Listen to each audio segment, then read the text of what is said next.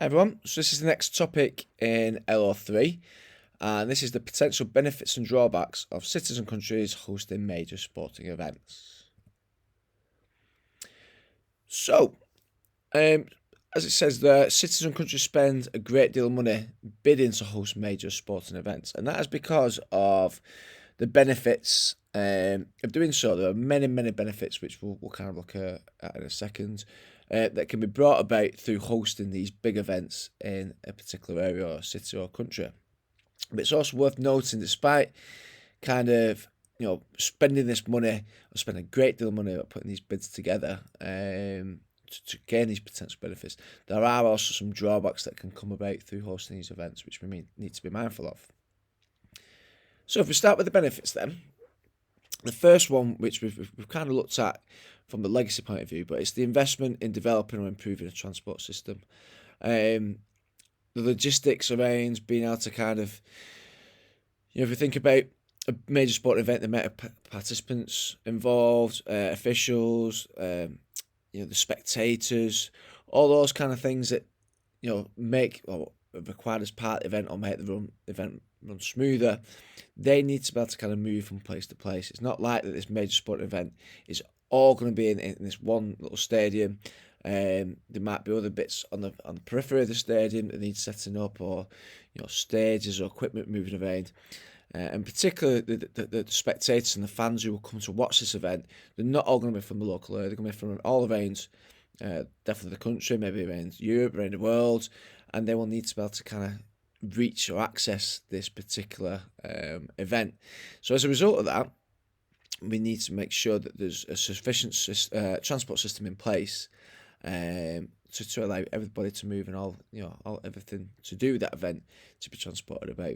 So that is something that actually will not just benefit those attending the event, but will benefit the local area for many years to come.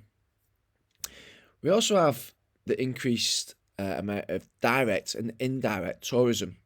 So the difference between the two is that direct tourism is when visitors make the visit to the kind of host city or the host country as a result of wanting to watch the event that's taking place. So if you think about when I went to Madrid a couple of years ago to watch the Champions League final, I was a direct tourist because I wanted to go and watch Liverpool in the Champions League final.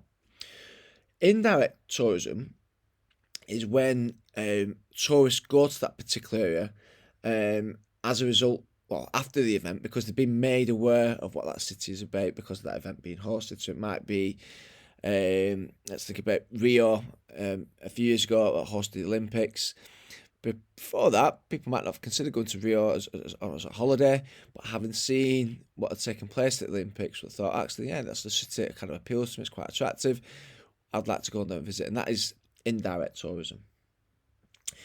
We of course have the commercial benefits, which are really attractive to kind of the host cities or host countries, because of obviously the money that can be generated through, particularly through sponsorship and all the companies that want to be involved and be associated with such a high profile event, who will invest big sums of money in order to have their brand or their name, like I say, associated with the event that's taking place.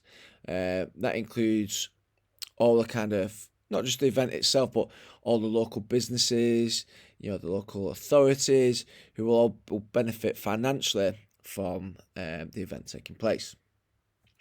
It then goes without saying that participation may increase in some sports. So if, as a result of perhaps, the Cricket World Cup taking place in England, because of the kind of coverage that will entail, it may appeal to people who haven't played cricket before to start taking up the game because they've watched it on TV or they've seen it in the media and thought, actually, yeah, it's quite a good, interesting game. I actually enjoy watching that. I'd like to go away and actually give it a go and go and participate in the sport. So participation rates will increase in that sport if it's been hosted or event associated with that sport, have been hosted in that particular area. The infrastructure or the social facilities built can be used by people in the area. If you're hosting a major event, people need places to sleep, to eat, to socialise, particularly if you think about events like the Olympics that go on. It's not just a kind of event that takes place over a couple of hours. We're talking days and weeks that the Olympics take place for.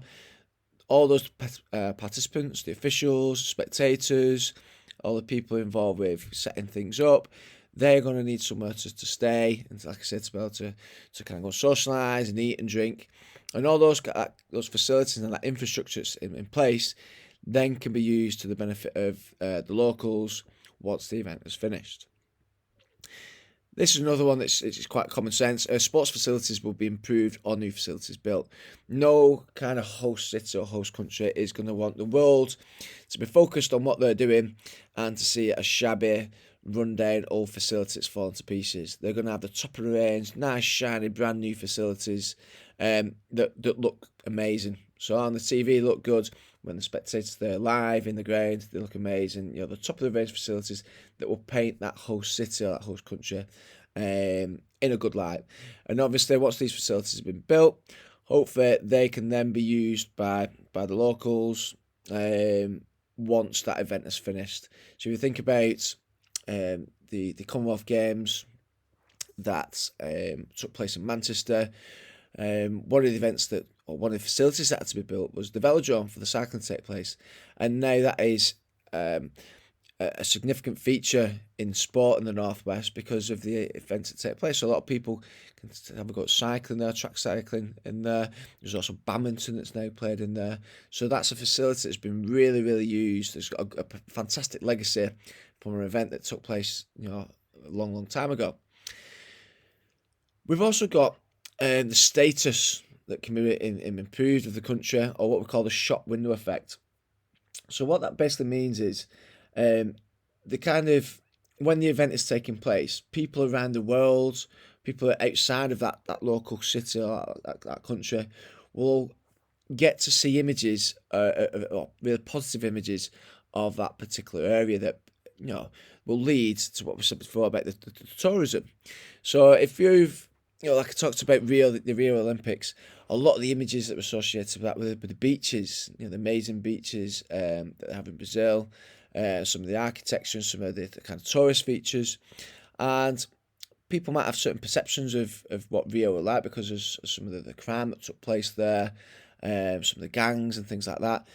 But having such a successful event like the Olympics taking place there, and the country and the city promoting such a positive light, that has then the shop window effect where the base advertising all the good things about Rio rather than some of the bad things or the negative things that you might see about in the press. And the last one, this is something we all have experienced, is the morale of the country it improves. Okay, we have people, that feel good factor that comes about through an event. And the one I've used before with you is around the football. So when England are playing in any major tournament, the whole country's behind them. And I remember Euro 96 many years ago when I was a 15-year-old boy, and Euro 96 was hosted in England, and we had all the best teams in Europe, all the best countries in Europe taking part in this tournament, and England got to the semi-finals, unfortunately knocked out by Germany. But there was such a feel-good factor whilst this tournament was taking place because it was like a big carnival, a big celebration every time England played. But we also had other countries, other cultures, or fans from other countries mixing with local people, and it was such a feel-good factor that came about through that kind of social mixing. So as you can see, there's many, many potential benefits, and these obviously there's more than just these, but these are the ones that are most common, or the ones that are going to feature most in the exam that you need to be aware of. Unfortunately, though, there are drawbacks to hosting major events, which we'll kind of go through now. So, as I've already said, there is typically a bidding process that will take place in terms of awarding events to kind of cities or to countries. So we can't just think, well, as a country, as England, we want to host the Olympics, so yeah, we'll have them. There's a kind of really lengthy application and a bidding process that you have to go through in order to put your case and your profile forward for selection. And unfortunately, it's cost a lot of money. a kind of package has to be put together. A lot of media and kind of video footage, and that will sell your bid, sell your city, sell your country to the world, and get them persuaded to think that actually, yeah, this is the best venue, this is the best city, this is the best country to host this particular event. So it can be very, very expensive, and you might end up being unsuccessful. If there's 4 or 5 countries all bidding for that one event, there's going to be 4 countries who are going to be quite unhappy, and will spend a lot of money on kind of showcasing their bid, only for it to be unsuccessful. There can also be divisions in the country if the specific area which hosted the event is perceived to have been the only beneficiary. So we've had a little element of this in this country. So when London hosted the Olympics, it was felt that a hell of a lot of money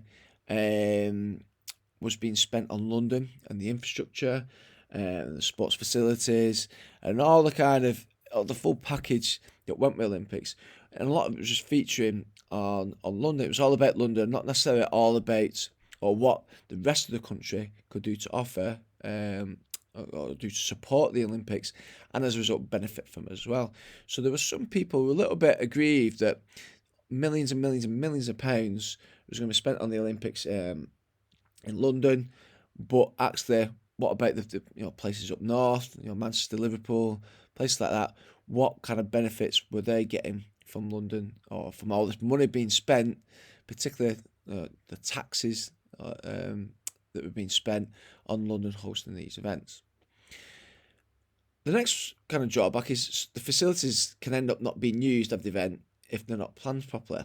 And what that basically means is we've not really got much of an instance in this country of where it's taken place, but I'm trying to think what the country was now. There was an Olympics, it might have been South Africa actually, where a lot of money was spent on kind of building these facilities up, and then they fell into disrepair because after the Olympics had taken place, they were no longer being used by the local community. They were too expensive to kind of maintain, and to kind of keep open. So at the minute they've just been kind of boarded up, and they're not being used at all, and be completely wasted.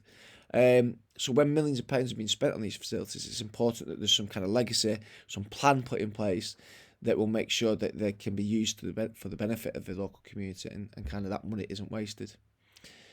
Next drawback is the negative impact on the status of a country if the event runs poorly or is disorganised.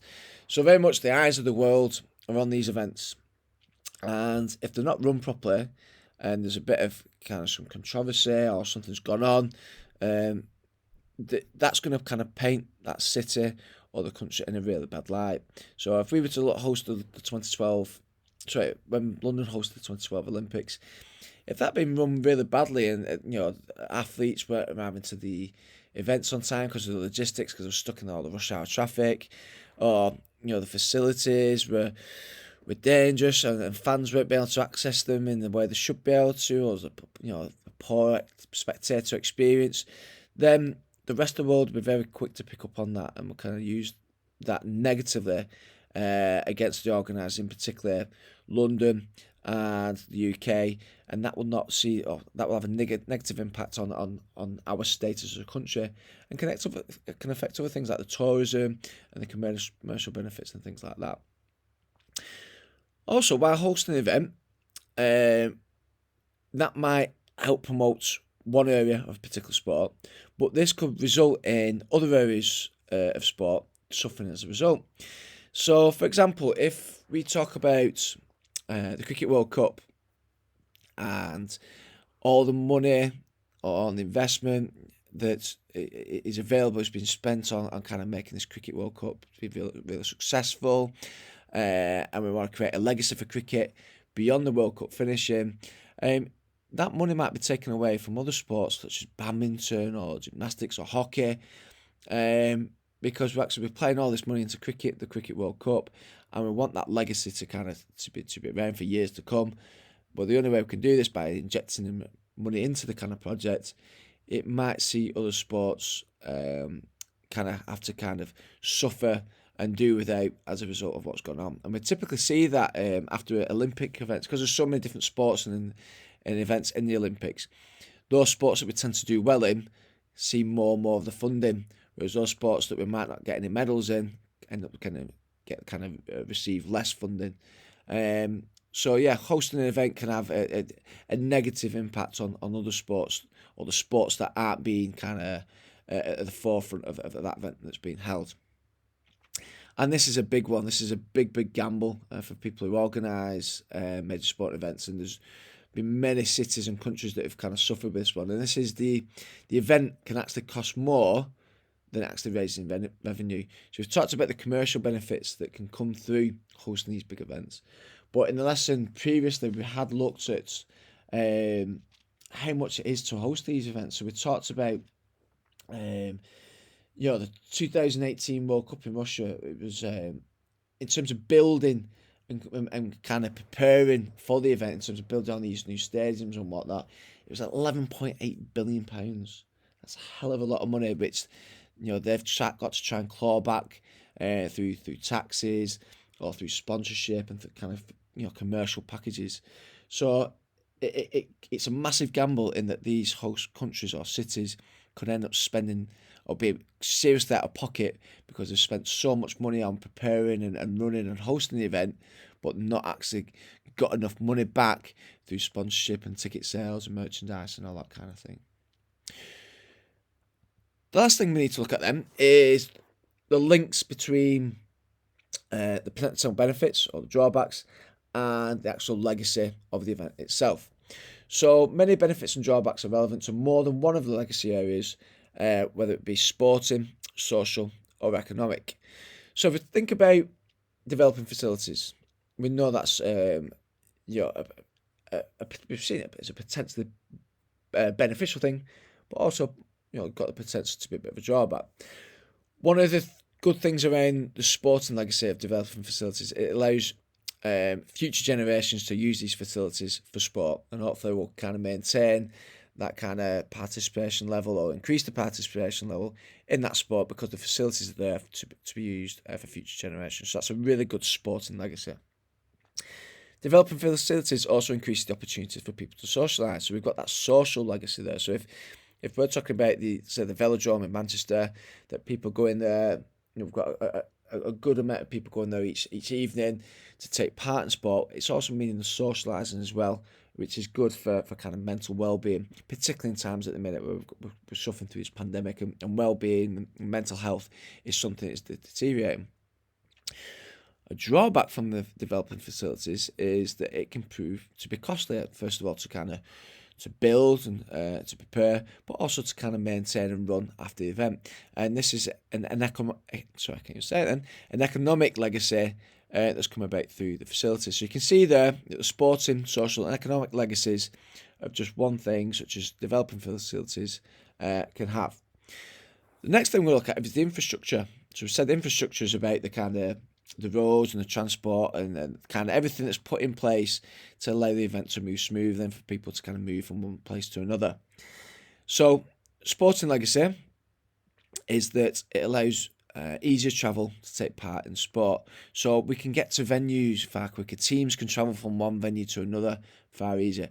We haven't got that accessibility issue that we've looked at in previously, which is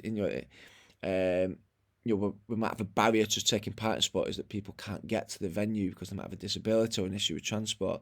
Well, having a good infrastructure in place will allow that travel to be easier, and then will allow people to take part in sport. So that's a good sporting legacy. Again, better infrastructure, better ways of travelling means there's more opportunities for people to socialise. So we've got that social legacy. But again, similar to the developed facilities, building this infrastructure and maintaining it can prove to be costly, and it could take many, many years for local authorities to kind of pay back the money that they've invested in kind of setting this infrastructure up. And lastly, we've got tourism. So we've got the social legacy of that it brings people together from different countries and cultures. It's a complete mixing pot of different people and their experiences, and that's a brilliant social legacy because some of the people who might come to watch these events might be taken aback by the city or the country, think, actually, yeah, I'd love to live here and kind of base ourselves here, maybe set up a business, or kind of have some involvement in the local community, which is brilliant from a social legacy point of view. We've also got the economic side, or like economic legacy, and the tourism can be really, really beneficial to local businesses. People who go abroad as tourists typically spend a lot of money. You know, if you think about it and you go on holiday, you've always got to make sure you get your spending money. And when you're on holiday, you're a bit frivolous and just kind of spend it on anything. Perhaps things that you won't spend, or the amount of money you'd spend on food and drink and presents and day trips that you normally would do when you're at home. So that can have a real good legacy in terms of the economics of a local area. So that is that particular session brought to a close then. If you fill in your sheet as normal, like I said, make sure that you understand everything we've covered here, and that's ready for the lesson, so we can apply your knowledge and understanding of this topic with some of the tasks in the lesson. If there's any issues, feel free to email me or message me on Teams.